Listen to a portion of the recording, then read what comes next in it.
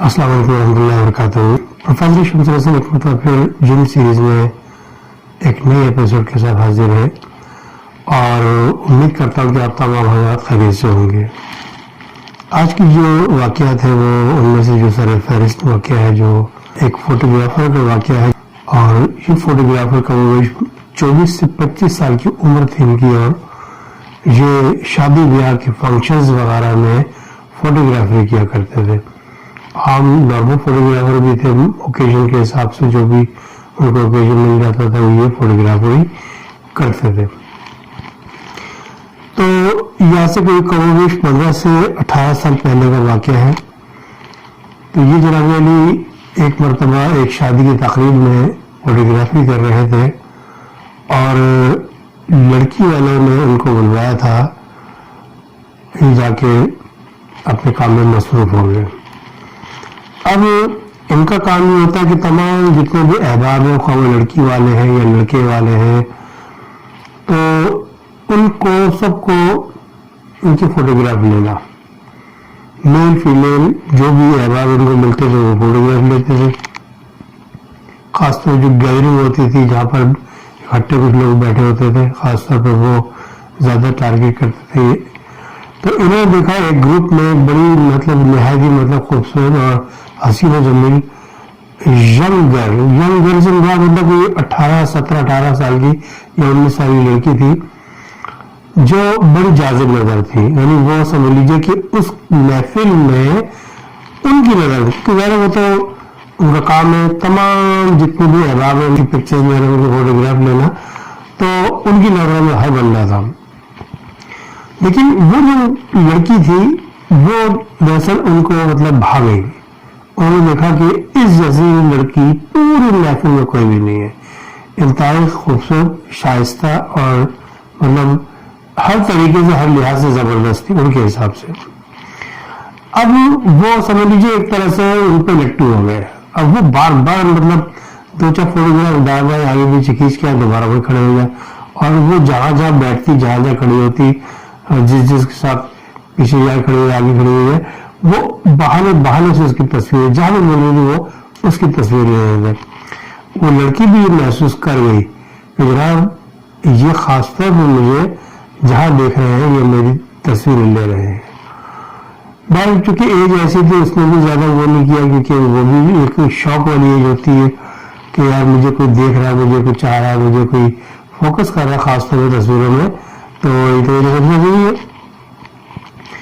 तो हमारे लिए ये भी खुश, लेकिन चूंकि औरत हिचकिचा रही। अब जनाब ये जहां देखे उनकी तस्वीर लेना शुरू कर दी और जनाब अच्छे खासा उनका टाइम उन पे स्पेंड होता चला गया। अब जनाब शादी की तकरीब मुकम्मल हो गई और बिल्कुल एंडिंग की जब तकरीब चल रही थी तो उस वक्त उन्होंने सोचा कि यार ये तो अभी चली जाएगी, इससे दोबारा कॉन्टेक्ट कैसे करूंगा। अब उसने एक मौका देखा कि वहां रश कम है, वो बैठी हुई एक जगह पर, ये गया करीब, तो पहले मुझे आपसे एक बात करनी है अगर आप माइंड न करें। तो घबरा के कहने लगे नहीं मुझे आपसे कोई बात नहीं करनी, आप जाइए यहाँ से।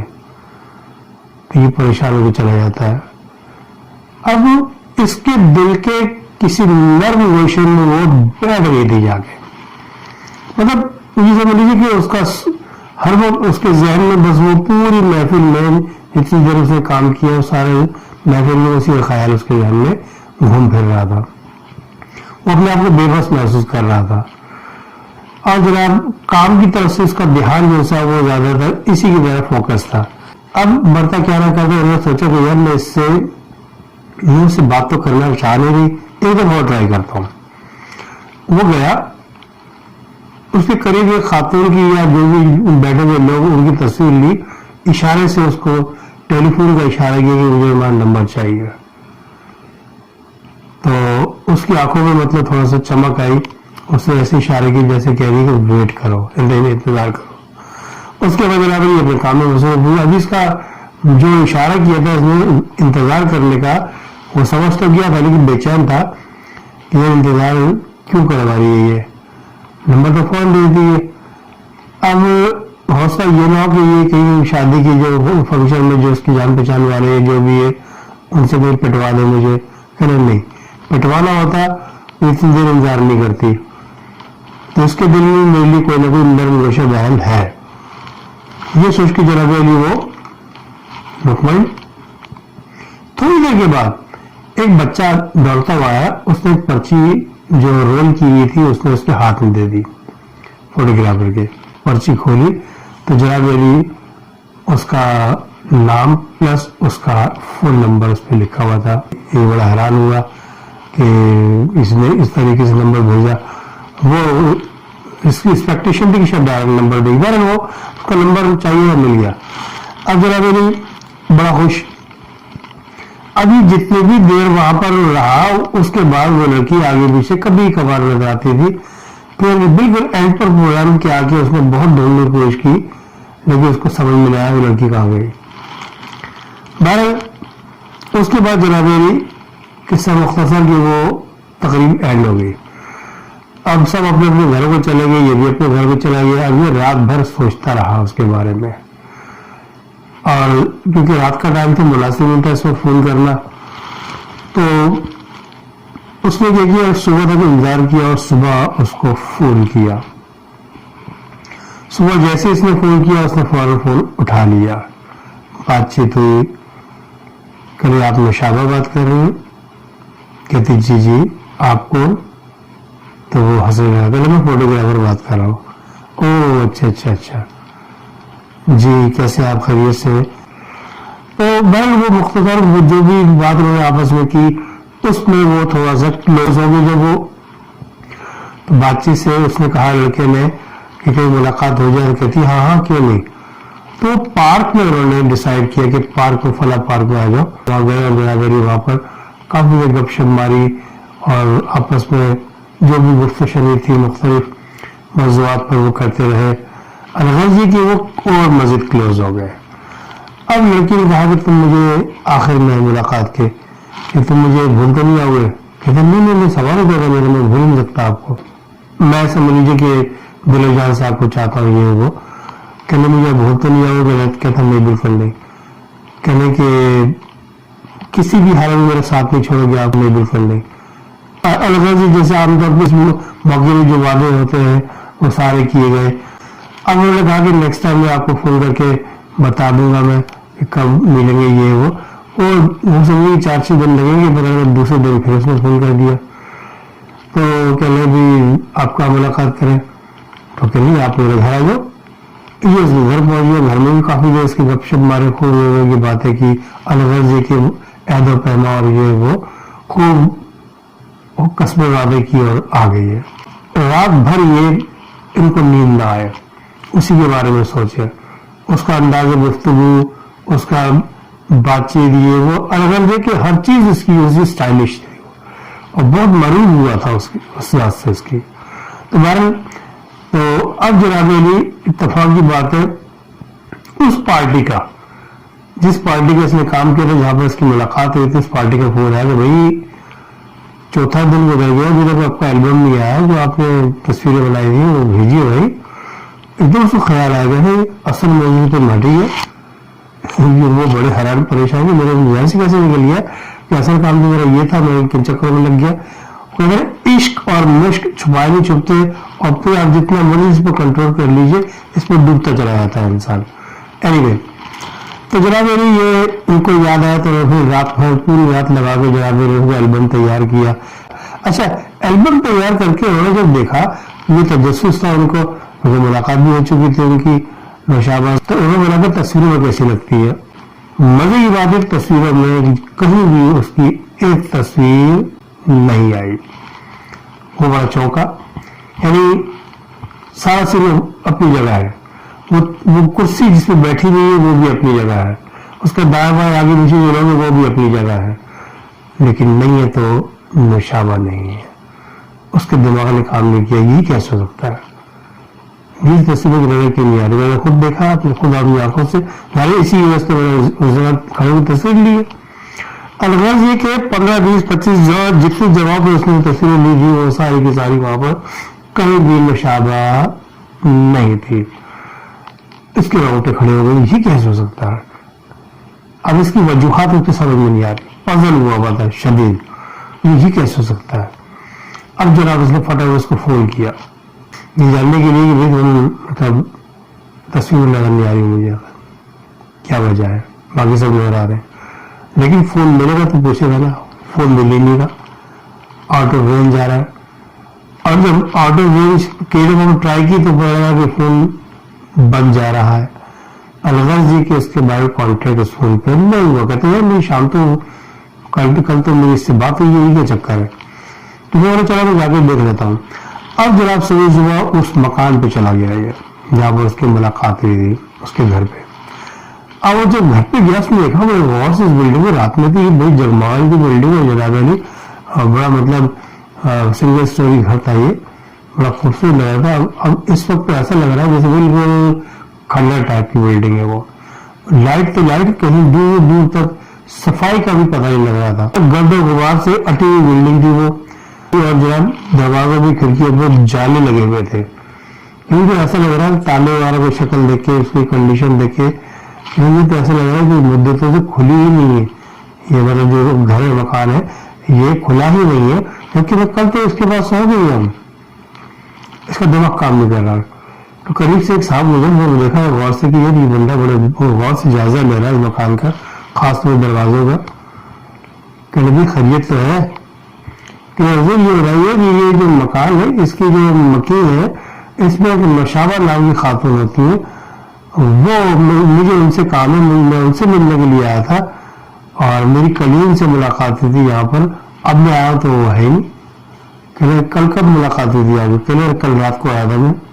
तो मुस्कुराए, कहने जनाब ये मकान तो पिछले 17-18 साल से बंद है, आपको कहां से मिल जाएगा यहाँ पर कोई? हमने आज तक 17-18 साल से इसको बंद ही देखा है, हम तो इस इलाके में रहने वाले लोग हैं। तो बड़ा हैरान हुआ, कंडीशन भी बताई थी कि बाकी इतने साल तो हो गए उस मकान को बंद हुए, ताले की जारी कंडीशन बता रही, दरवाजे की कंडीशन, जाले मिट्टी धूल जो लगी थी उसके ऊपर, सब जाहिर कर रही थी कि ये बहुत पुराना खुला हुआ मकान है। अब उसका दिमाग काम नहीं कर रही, गया एल्बम लेके उस पार्टी के पास। कहने लगे जनाब वो मैं एक सवाल करना चाहता हूँ, जरा माइंड ना करें। हाँ मुझे, क्योंकि तस्वीर तो उसके अंदर थी नहीं तो इसलिए उसने वो यार उससे पूछ लिया। कहने लगा वो मुझे ये बताइए कि एक लड़की थी कभी इतने साल की थी, उसका ये मतलब चेहरा मोहरा था, ये उसका कदोखाल थे, मतलब पहचान के लिए चीजें जरूरी होती है सब डिस्क्राइब किए गए। और ये खातून क्या आपकी तरफ से मतलब शामिल थी वो लड़की वालों की तरफ से? कहने नहीं हमारे खानदान में ऐसी कोई लड़की है ही नहीं। कहने कोई लड़की वालों की तरफ से? कहने ये नहीं कह सकता, हौसला के पास से आई हो। तो अब परेशान, कहने अगर आप माइंड न करें तो मुझे कंफर्म करवा दें कि खैरियत है। तो उसने कहा मेरा भाई है ऐसे ऐसे, मैं उसकी शादी करवाना चाहता हूँ, तो मुझे पसंद आ गई लड़की। मैंने सोचा अब अपनी बात नहीं की, उसने अपनी बात नहीं की, मतलब शर्मा रहा था और सोचा कि ये ऐसे पटाई उटाई लगा देंगे। तो भाई को कह के उसने कहा कि मुझे पसंद आ गई, मैंने अम्मी से बात की तो उसने कहा कि ठीक है मेरी बात करवाओ, मिलवाओ। अब वो मुझे मिली नहीं गई और तस्वीर में इत्तफाक तस्वीर आई नहीं उसकी। तो उसने बोला कि एक साहब है मेरे जो मतलब जिनसे अच्छे ताल्लुकात है वहां पर, उनका नंबर देता हूँ, आप उनसे बात करोगे, आप कर ले तो मेहरबानी होगी और आसानी होगी मुझे। तो उन्होंने उसी हुलिया को जो उन्होंने डिस्क्राइब किया था उस हुलिया को बयान किया उस बंदे को। कहेगा यार ऐसी बात है शकील भाई, इस नाम की लड़की है और इस हुलिये की है जनाब, क्या वो आपकी तरफ भी शामिल हुई थी? उसने काफी एग्जाम पे जोर दिया कि नहीं ऐसी बंदी तो कोई भी नहीं थी इस हुलिया की, इस नाम की। तो यार हम तो लड़के वाले लड़के जितने मेहमान थे सारे के सारे हम जानते, लड़की वाले हम हैं और हम भी सारे के सारे नाम जानते हैं, हुलिया जानते हैं। इस नाम की लड़की इस कदोकार की लड़की कोई भी नहीं थी यहाँ पर। तो खैर हम एक्सक्यूज कर लेता है वो। उसके बाद कहता है यार देख लो मैंने आपके सामने पूछा है। अब चकरा गया वो फोटोग्राफर, चकरा गया, उसकी समझ में आया कि ये क्या है। अब एक बंदा वो जैसी बाहर निकला बड़ा परेशान, बड़ा टेंशन में, तो उससे टकरा गया, बुरी तरह टकरा गया। उससे माजरत चाहिए, मैं माजरत चाहता हूँ, मैं अपने ख्याल में था कि यार आपकी शक्ल बता रही कि बड़े शदीद टेंशन में है, अगर आपने इस टेंशन को कंट्रोल नहीं किया तो आपके साथ कोई हादसा हो सकता है। कहने क्या मतलब? कहने भाई आपकी शक्ल बता रही कि आप बेइंतहा डिप्रेशन का शिकार है, बेइंतहा पीक पर पहुंची आपकी डिप्रेशन। कि हाँ मेरा परेशान हो। क्या परेशानी मुझे बताइए। बताया कि ऐसे ऐसे बात है, मैंने तस्वीर खींची और तस्वीरों में वो लड़की है ही नहीं। एकदम चौंका। कहने हुजूर आप जिन जादी से, किसी जिन की बेटी से दिल लगा बैठे हैं और ये वो मखलूक होती है तस्वीरों में नहीं आती। इंसान सारे आ गए, नहीं आई तो वही नहीं आई। कहने ये कैसे हो सकता है? वो तो लड़की थी। कहने हाँ वो बहु लड़की होती है। आपने गरीबन उसके पैर शायद नहीं देखे, और नहीं कि बेल बटन का दौर चलता था जमाने में, बड़े चौड़े चौड़े पांचे होते थे, उसके नीचे पैर में सब छुप जाते थे, सैंडल छुप जाती थी। अलगल जी के नीचे का कोई नजारा नहीं हुआ उसमें, न देखा, उसको गौर किया। क्या आप एक काम करें, आप किसी आलिम से भी कॉन्टेक्ट कर लें। वो गए आलिम साहब के पास, गोल बाजार के सारा मामला उन्हें हिसाब किताब लगाया। इस नाम की गले इस नाम की उस महफिल में इत्तेफाक की बात इस नाम की कोई भी लड़की नहीं थी, और एक थी तो लेकिन वो जिन की औलादों में से थी, वो इंसान बदल नहीं थी। अच्छे शरीफ खानदान की थी वो, लेकिन चूंकि दिलजादी थी तस्वीर में कैसे आ सकती हो। आलिम साहब की बात सुनकर उसके 14 तबक रोशन हो गए। उसको काटो तो खून ना, उस कदर टेंशन में आ गया वो बंदा कि जिसकी कोई इंतहा नहीं। उसकी समझ से बालतर कि यार क्या हो गया मेरे साथ। ये समझ लीजिए कि उसने अपने होश आवाज खो दी है। वो बड़ी मुश्किल से घर पहुंचा। जब घर पहुंचा तो वो था सैटरडे का दिन। आमतौर पर सैटरडे संडे इनकी छुट्टी हुआ करती थी, तो ये लंबा आराम किया करते, क्योंकि 24 घंटे में कोई भी टाइम होता था इनका, जो मसरूफियात बहुत ज्यादा होती थी, टाइम नहीं मिलता था उनको आराम करने का। तो अलगर्जी के संडे को आमतौर पर घर वाले इनको जगाते नहीं थे, ये सोच के कि भाई थकान उतार लेंगे पूरे हफ्ते की। इत्तेफाक की बात उनकी वालदा किसी की फौतगी में चली गई, और बाकी जो बहन भाई सारे अपने मसरूफियात में थे। जो उठा संडे वाले दिन सब अपने अपने काम में लग गए, इनका किसी को ध्यान नहीं रहा। ये जनाब सैटरडे के दिन जब वो कमरे में इन हुए तो बगैर खाना खाए, क्योंकि होश आवाज की दुनिया से बिल्कुल आरी हो चुके थे ये जाके अपने बिस्तर पे गिरे औंधे मुंह, और उसके बाद उनको होश नहीं है। अब जनाब अली पूरी सैटरडे की नाइट गुजर गई, संडे का दिन गुजर गया। संडे की शाम में जब उनकी वालदा आई, कहने लगी भाई क्या रहा, मौसूम में खाना वाला खा लिया? कहने अम्मी शायद खा लिया होगा, मालूम नहीं। तो उनकी बहन भाई ने कह के टाल दिया, क्योंकि उनके खुद कंफर्म नहीं था, हर कोई अपनी दुनिया में मस्त था। तो अलवर्जी कि उनका ध्यान किसी को नहीं रहा। सैटरडे की नाइट गुजर गई, संडे की नाइट भी गुजर गई। मंडे के दिन जब उनकी आंख खुली सबकी, तो एज यूजुअल जो सबकी मसरूफियात होती है, सब अपनी अपनी मसरूफियात में चले गए। और जब उनका ख्याल है उनकी वालदा को कि ये अभी तक उठा नहीं है, इसको उठाओ भाई, ये जाएगा अपने काम धंधे पे, तो ये कल से सो रहा है। इन्होंने जाके कमरे को नॉक किया, कमरे का दरवाजा बहुत नॉक करने के बावजूद नहीं खोला। परेशानी ना हुई, इन्होंने उसके बड़े भाई को बोला कि भी देखना ये दरवाजा क्यों नहीं खोल रहा। उससे काफी देर आवाजें दी, नॉक की, दरवाजा खोलने का नाम नहीं। बाहर उसने दरवाजे को बड़ा धक्के वक्के दिए, लेकिन नहीं। तो वो जनाबी ने उसने जाहिर सी बात मरता क्या ना करता, उसने क्या किया कि उसको दरवाजे को कंधे मार मार के दरवाजा तोड़ दिया। उसकी चरखनी जैसी टूटी, दरवाजे के अंदर से दरवाजा खुल गया। अब देखा तो वो औंधे मुंह पड़ा हुआ और बेतरतीब और बिल्कुल बेहिस। बड़े हैरान, घर वालों ने आवाजें दी, उसको हिलाया जुलाया, लेकिन वो अकड़ा हुआ था। उसको जो पलटा देखा तो वो तो उनके होश उड़ गए। उसकी आंखें बिल्कुल बेनूर और बिल्कुल जिस्म साकित। उनकी समझ में ना, बड़ा भाई भाग के फौरन डॉक्टर को लेके आया। डॉक्टर ने आते उसको चेक किया, चेक करने के बाद कहा, उनको गौर से देखा सबको। कल ये कब से सो रहा था? कल ये परसों सैटरडे की नाइट से। कल अभी तक आप लोगों ने इसका होश ही नहीं लिया, यानी आपने इसको मुड़ के देखा ही नहीं जब सो रहा है ये। कहने बस वो थकान होती है इसको, ऐसी सोता था 48 घंटे 24 घंटे सो जाता था ये। कहने भी इतनी भी लापरवाही, आपको पता है इसको कम से कम 36 घंटे हो गए इसके इंतकाल को। ओए होए, ये सुनना था, सबके पैरों के नीचे जमीन निकल गई। टेंशन में आगे सारे, रौनक पीटना मच गया, एकदम सफेद मातम बीच गया उनके घर में। ये क्या हुआ, ये कैसे हो सकता है, ये तो बिल्कुल सही था। कहने बस मौत आती तो वो कुछ बता के नहीं आती कि वजह क्या थी इसकी।